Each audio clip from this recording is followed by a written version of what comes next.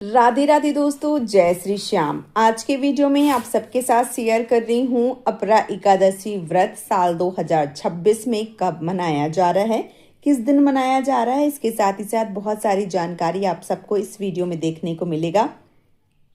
तो चलिए वीडियो को कर लेते हैं शुरू और जान लेते हैं अपरा एकादशी व्रत के बारे में समस्त महत्वपूर्ण जानकारी। ज्येष्ठ माह के कृष्ण पक्ष की एकादशी को अपरा एकादशी कहा जाता है। इस साल अपरा एकादशी 13 मई को है, जिसे अचला एकादशी के नाम से भी जाना जाता है।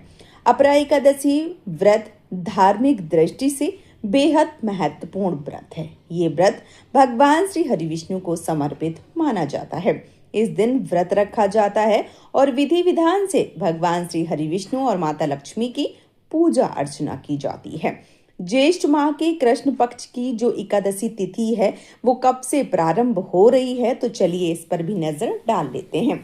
तो जो एकादशी तिथि है वो 12 मई को दोपहर को 2:52 पर प्रारंभ हो रही है और 13 मई को दोपहर को 1:29 पर समाप्त हो रही है। ऐसे में सनातन धर्म में उदया तिथि को ही प्राथमिकता दी जाती है और खास करके एकादशी, अगर एकादशी द्वादशी युक्त हो तो वो सर्वश्रेष्ठ होती है, लेकिन दशमी युक्त एकादशी व्रत नहीं करना चाहिए। इसी प्रकार से जो एकादशी है वो आपको 13 तारीख को ही करना है। 13 मई को जो अपरा एकादशी का व्रत है वो आपको करना होगा। मान्यता है कि अपरा एकादशी व्रत करने से सभी प्रकार के कष्टों से मुक्ति मिलती है और स्वर्ग लोक की प्राप्ति होती है।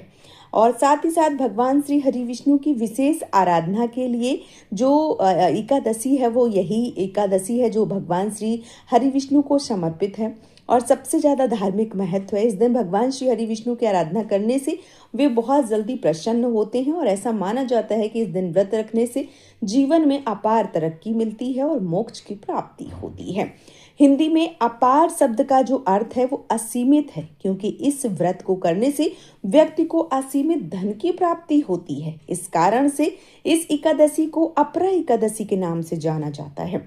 इस एकादशी एक और अर्थ यह है कि यह अपने उपासक को असीमित लाभ देती है, इसलिए ये जो एकादशी है वो सर्वश्रेष्ठ बताई गई है। इसके साथ ही साथ इसे भद्रकाली और जल क्रीड़ा एकादशी के नाम से भी जाना जाता है। अपरा एकादशी का महत्व तो ब्रह्म पुराण में आप सबको मिल जाता है और अपरा एकादशी पूरे देश में पूरी प्रतिबद्धता के साथ मनाई जाती है। इसे भारत के विभिन्न क्षेत्रों में अलग अलग नामों से जाना जाता है। पंजाब, जम्मू कश्मीर, हरियाणा राज्य में इसे अपरा एकादशी भद्रकाली एकादशी के रूप में मनाया जाता है। इस दिन देवी भद्रकाली की पूजा करना भी शुभ माना जाता है। उड़ीसा में इसे जल क्रीड़ा एकादशी के नाम से जाना जाता है और भगवान श्री हरि विष्णु के साथ साथ भगवान जगन्नाथ के सम्मान के रूप में भी इसे मनाया जाता है। अपरा एकादशी की जो तिथि है वो 12 मई को दोपहर को 2:52 पर शुरू होगी और जो तिथि समापन है वो 13 मई को 1:29 पर है। तो जो एकादशी का व्रत है, जैसे मैंने पहले बता दिया, आपको 13 तारीख को रखना है।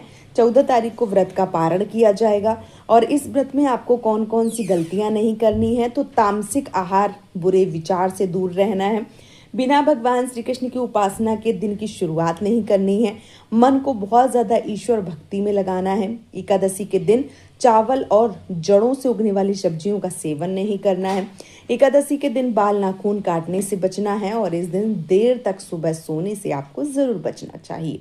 अब चलिए महत्व के बारे में एक नज़र डाल लेते हैं। तो धार्मिक मान्यताओं के अनुसार अपरा एकादशी व्रत करने से जो सभी पाप होते हैं वो धुल जाते हैं, साथ ही व्यक्ति को मोक्ष की प्राप्ति होती है। भगवान श्री हरि विष्णु की आराधना से जीवन में सुख समृद्धि का आगमन होता है।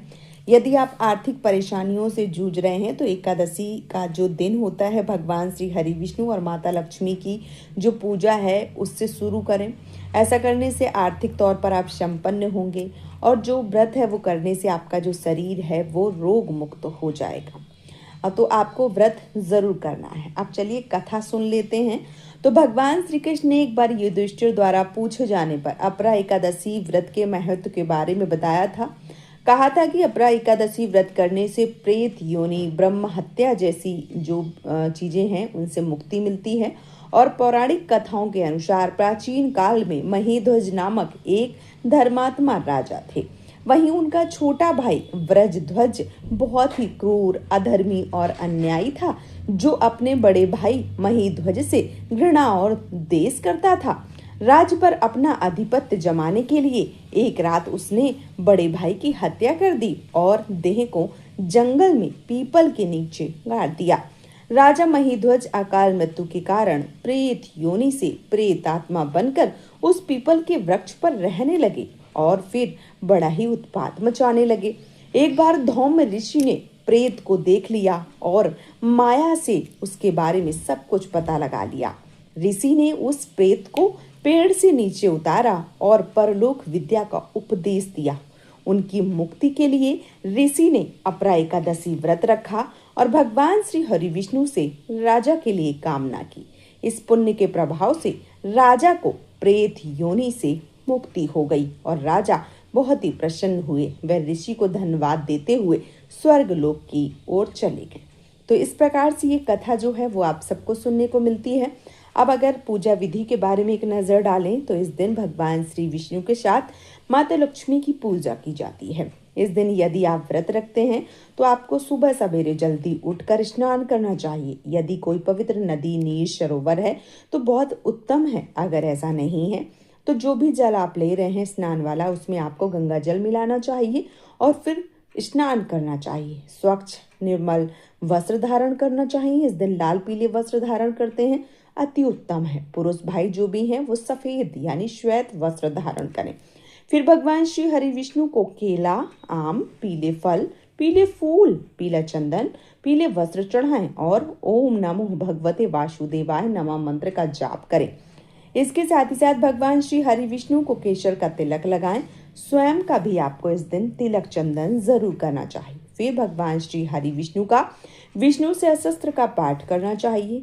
एकादशी व्रत की कथा पढ़नी चाहिए और सुननी चाहिए। यदि आप कथा करते या सुनते हैं तो भगवान श्री हरि विष्णु को पंचामृत और आटे की पंजीरी का भोग जरूर लगाना चाहिए।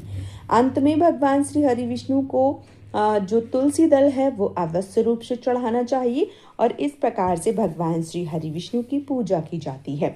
इस दिन चावल पूर्णतया निषेध बताए गए हैं, क्योंकि कहते हैं एकादशी व्रत वाले दिन चावलों में पाप समा जाते हैं, इसलिए चावल जो है वो आपको भूल कर भी इस दिन ना ही खाना है, ना बनाना है, ना ही छूना है और ना ही इस दिन दान करना है। इस बात का विशेष रूप से आपको ध्यान रखना है।